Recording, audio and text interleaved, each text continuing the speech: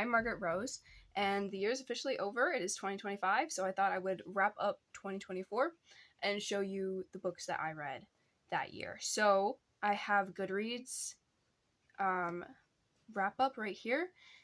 They kind of gave me all my stats that year, and it was very cool, so I thought I would go off of that. And so I will tell you my stats, and I will also briefly review every book.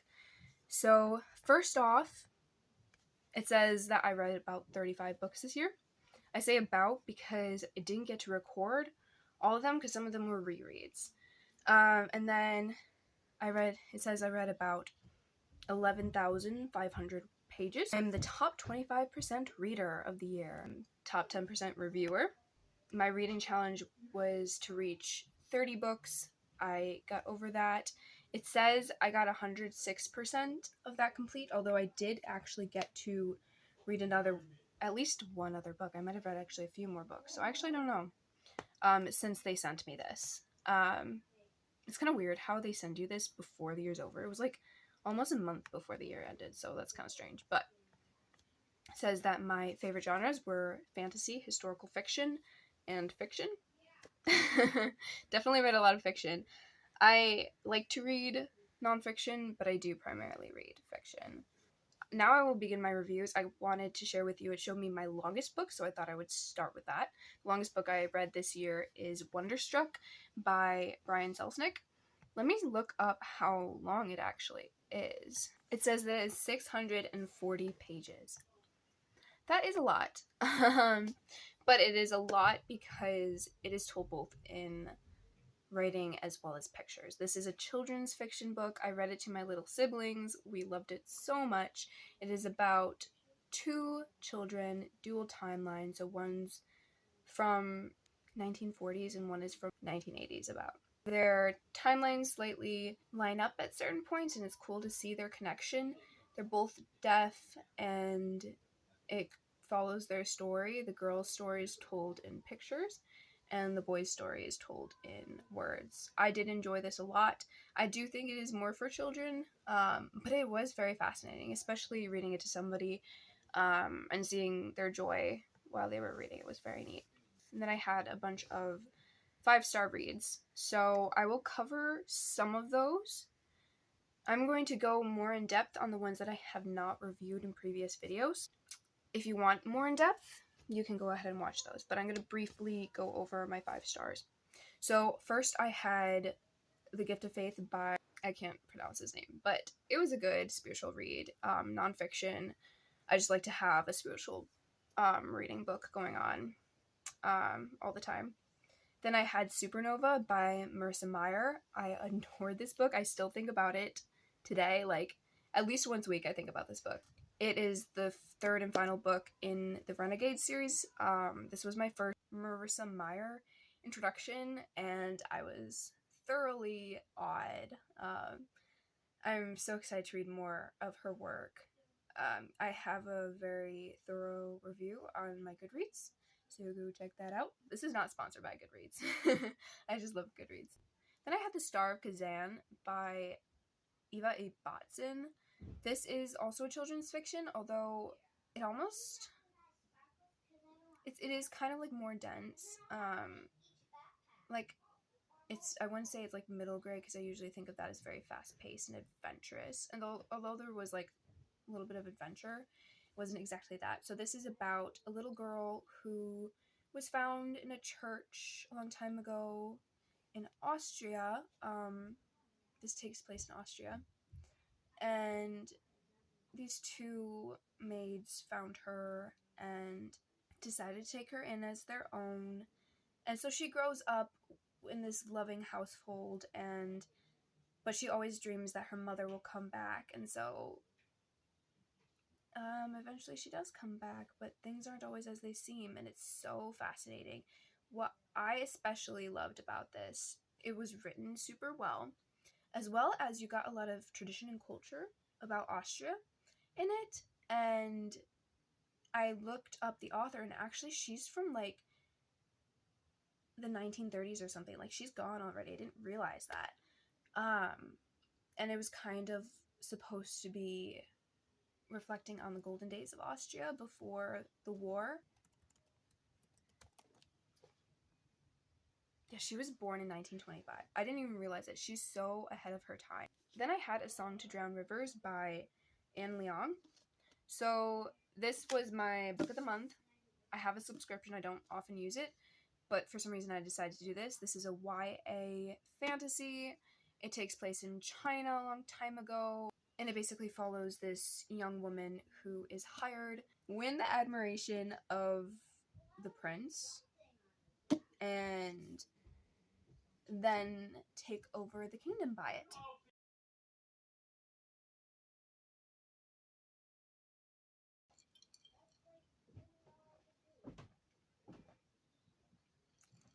I just got this coffee for Christmas. It's just a caramel coffee. It's very good. And I also got this beautiful book cup. Stunning. It's got all classics. I've read a lot of them. So good. Yeah. It was so fast-paced and just so gripping. I could not put it down. And it made you question, like, everything. Like, what would I do in her situation? It's so hard. Definitely, I don't think she chose the right options morally in many situations. So it is nice as a Christian. You have a kind of a rule book so you know what to do. But there's still so much gray area. And it really helps you to realize that people are still people. Like, they're still human beings. And you can't just label them as a bad guy. Like, there's so much more to them. It was depressing, honestly. I wrote a Goodreads review. I was like, it ripped me to pieces. I literally did cry. But it was kind of one of those books where it was very good while I was reading it. It was a thrill. I loved it. But I honestly don't think it's something I'd read again. I'm thinking of even unhauling it. So I think I did reduce it. This is in my 5-star section here in this video, but I think it would actually reduce it to 4 stars. None of these are really in order. I'm just they just listed off a bunch of them, and I'm realizing this is not in the order that I read them, but I'll show them to you anyway. Then I've got Peace Like a River by Leif Enger. This is a Christian fiction. It takes place in the 60s, and it is about a family of 3 children and their dad. They're kind of a broken family. You can see that from the start. And it's all about familial loyalty and trying to figure out what that looks like. It's so deep. This was a reread for me. I had to read this for school. The first time I read it for book club. And I was very confused while I was reading it. There's just so many odd things, and I just wasn't super connected. Thankfully, though, my book club, we were able to kind of dissect it a little bit more, and I was able to appreciate it more. But I think because I didn't have the guidance while I was reading it, I just wasn't fully able to appreciate it. But reading it in class, like, having these themes from the beginning that I'm supposed to look out for, and also just already knowing the plot so that I can look deeper into the story really, really helped. I also annotated a ton. And I hope you can see that. I apologize for the lighting and the camera quality. But it was so crazy good. So many theological and biblical themes. I highly recommend, especially with guidance though, because I do think, honestly, nobody would like it if they just read it on their own. I certainly didn't. So those are all of my 5-star reads. Now I'm just going to go through the rest of my books and tell you briefly about them. So I started off the year with a classic, Oliver Twist by Charles Dickens. I love Dickens' writing. I think he is a genius. I have read A Christmas Carol and Great Expectations by him and love it.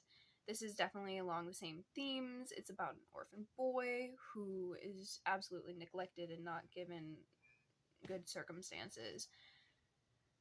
And just his adventures. Oh my gosh, he's just such a sweetie. Him actually finding people who love him and care for him, not people who brush him aside. and mistreat him, abuse him. I liked being able to begin my year with a classic, and I think I'm trying to do that this year as well. I'm trying to read Dune as my first book. I'm almost done with it.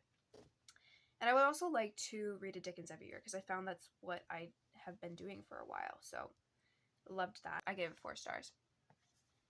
And then I read The Hunger Games. This is by Suzanne Collins.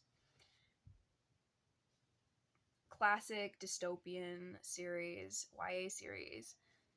If you don't know what it's about, so there are 12 districts in this world, this land, and each year 2 teenagers from each district are chosen to participate in the Hunger Games, and everybody is required to be a part of it, and or to put like their name in the bowl, and they just randomly pick it.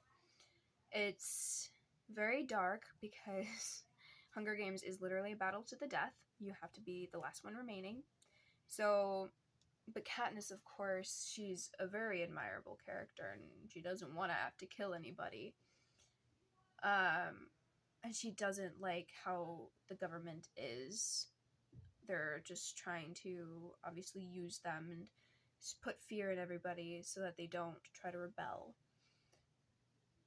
I thought this book was okay. I was on the edge of my seat at points, but for some reason I just didn't totally enjoy it. I think I give it 4 stars, but it just wasn't exactly for me. I ended up watching the movies and adored them. Like, absolutely adored them. So I highly recommend those.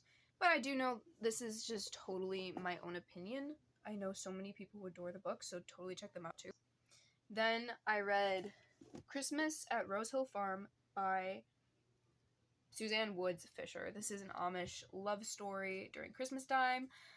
I kind of just picked it up one time from the library. You know, they have like their sale rack or whatever. It's just everything's for $1. And I was like, okay, well, it's going to be clean, and I like reading clean stuff. So, yeah, it's kind of like what I imagined it to be. I thought it would be neat to try an Amish story. But, it was, I mean, nothing special. Just a quaint little story, but nothing like that had me just awestruck or anything. I rated it 3 stars. It's just kind of a meh for me. But there was nothing wrong with it. Morally, it was great. Then I read a classic, Gilman of the Orchard by Ellen Montgomery. I have never been a huge fan of Ellen Montgomery. I love the Anna Green Gables old classic movies, but other than that, I just don't like her writing. And this was the same for me. Everything just seems too picture perfect. Everything ends up going well. Everybody loves the main character. But the nice thing about this was that it was short and sweet. So I did enjoy this more than others that I've read. And I read this with a book club, so one of my friends took it from a psychological point of view, and that was really neat. If you like Ella Montgomery, I would totally recommend, because it totally reminded me of every other book of hers. I rated it 3 stars. Then I read Refugee for school. This is by Alan Gratz. It is a historical fiction, middle grade. I read it for my Cultural Diversity and Human Relations course, so even though it's middle grade, we just kind of were getting the historical point of view with, I think it followed maybe 3 children from all these different points throughout history who were refugees. And it was very cool, but I must say it was very, very middle grade. And so it just wasn't really it for me, but I can totally see so many people loving it, especially if you're really into history. For some reason, historical fiction, I just am not super into. I think I rated that 3 stars. Then I read Station 11 by Emily St. John Mandel.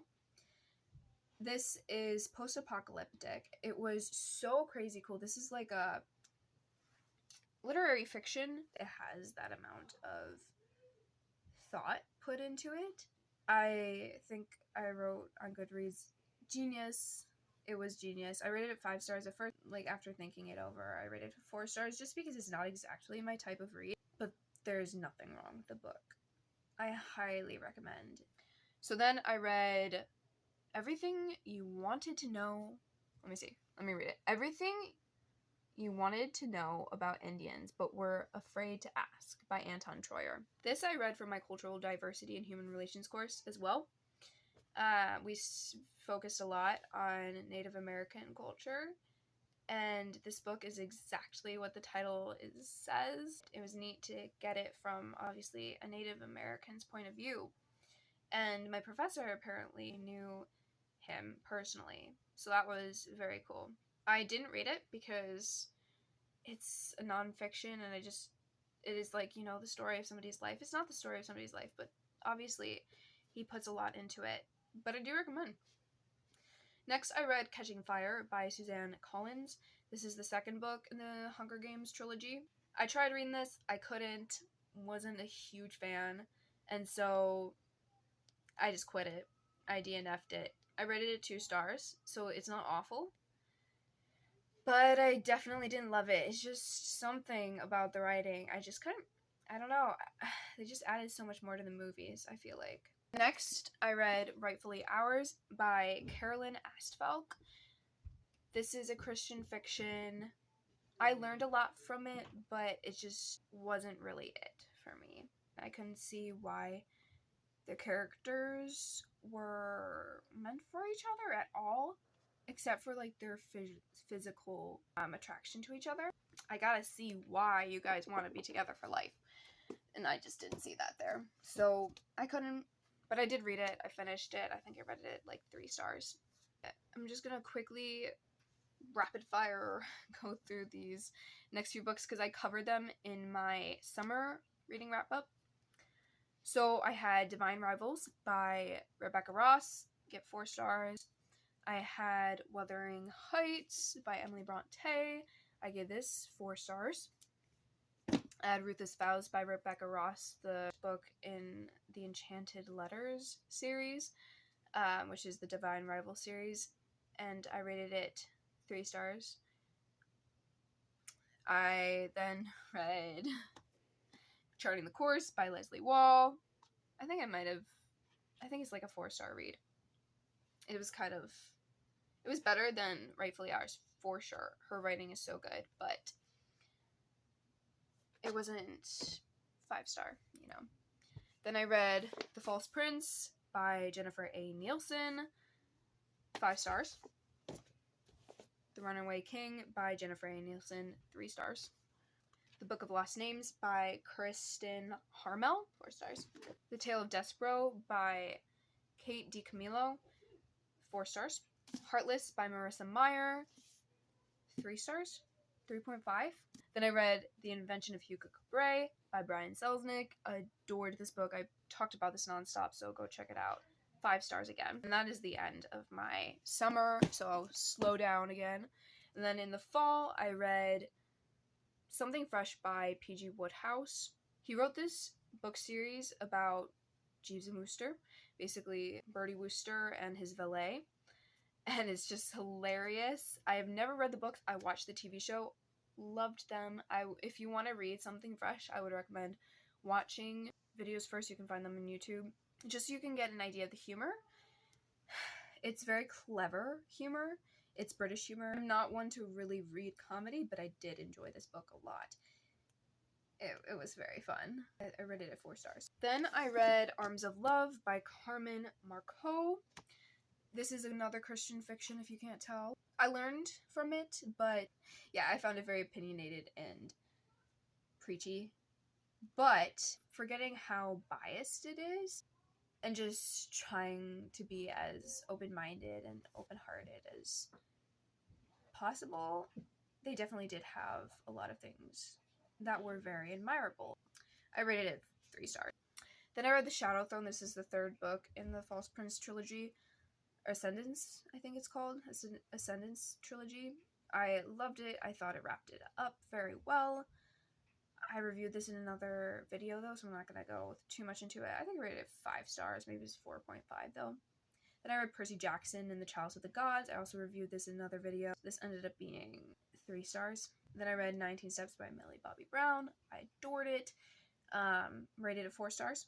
Then I read Harry Potter, my first time, and I have a whole video on that.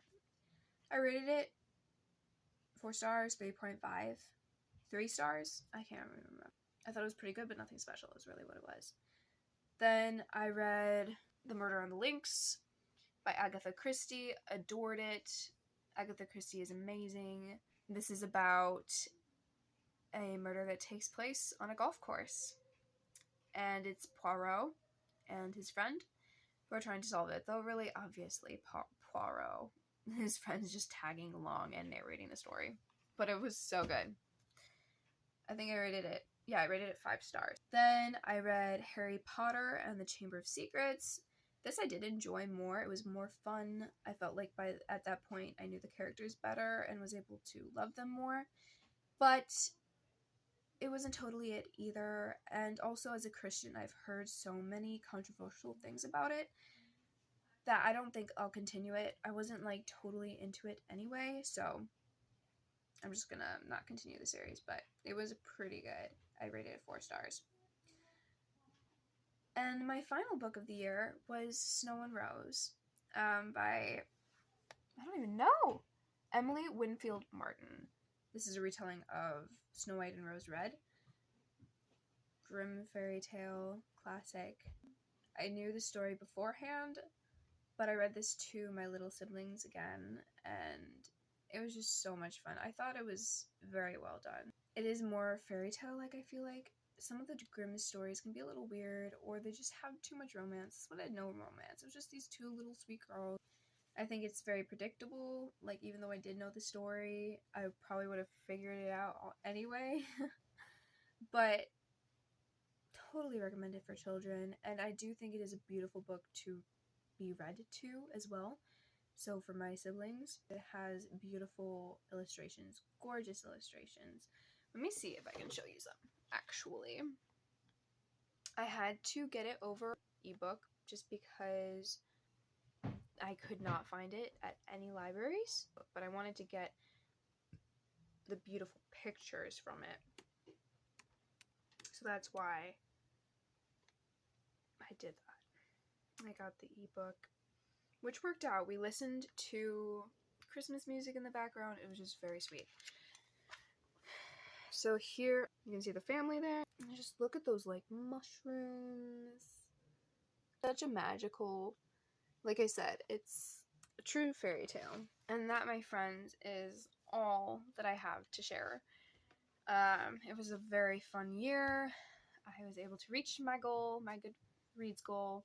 I'm gonna try to set one again. I think I'll go for 40, because I reached 35 this year. Maybe I can reach 40. Not this year. Last year I reached 35. Maybe this year I'll reach 40. So Happy New Year again, and I would love to hear what your reads were this year. What were your favorite reads especially? Because I always love recommendations. And I guess I'll see you next time. Thanks for staying this long into the video. Bye.